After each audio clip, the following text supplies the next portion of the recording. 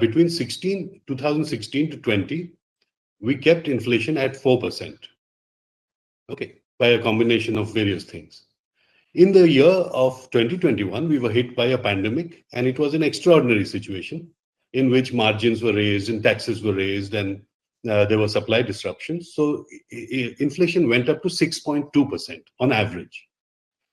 Now, what are we looking at? We are looking at an average inflation of 5.7%, which I would say in a historical perspective is a improvement over 2021. So the path of inflation is being calibrated downwards on the way to reach 4%. So from 6.2, a pandemic year, to 5.7 in a year following the pandemic, and thereafter to 4% is the right way to go, because there are output costs which hard disinflation. What we are doing is spreading the disinflation over a period of 2-3 years so that the losses of output are minimized. That's the inflation stance. And if you rightly pointed out that the average rate of inflation for the first quarter is 5.6. As you can see, it is very well tracking the trajectory we have set out for the year as a whole. That's the question. That's the answer to the inflation question. Base effects come to play when you deal with year-on-year growth rates. Otherwise, they don't come into play. So what we do is we watch the actual levels of a number of indicators of demand and supply. For instance, if I was to look at pent-up demand, I would look at mobility, power demand, indirect tax collections, etc. Now, I have a sense as to, in a normal time, what should be these levels. I compare that to a normal time level, and therefore I get around the base effects. For instance, I look at underlying demand. Is there a real, genuine step up in demand? I would look at, say, capacity utilization. And I know that in Indian industry, when you approach 75% capacity utilization, you are close to full capacity. Now, we are well below that. We are around 60, 65, and we're set to decline in the next quarter because of seasonal effects. So I know that we are below capacity.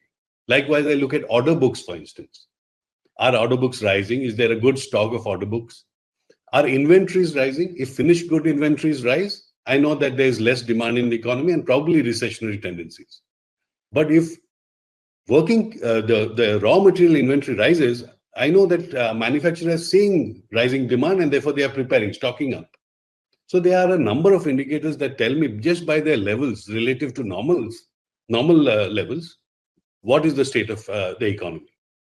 Likewise, if you don't like year-on-year growth rates which have base effects, you can actually look at month-on-month seasonally adjusted annualized rates which strip out base effects. We typically do that for every growth rate that we so that we are through with base effects. So yes, to your second answer, that yes, we do look at pre-pandemic levels. Someone is speaking, I think. I'll request people to mute their mics till they get an opportunity. Yeah, so what we do is we typically compare with 1920. But when we do that, we are very acutely conscious that 1920 was a year in which a slowdown had matured for 2.5 years. And the growth rate in 1920 was the lowest in the 2011-12 series.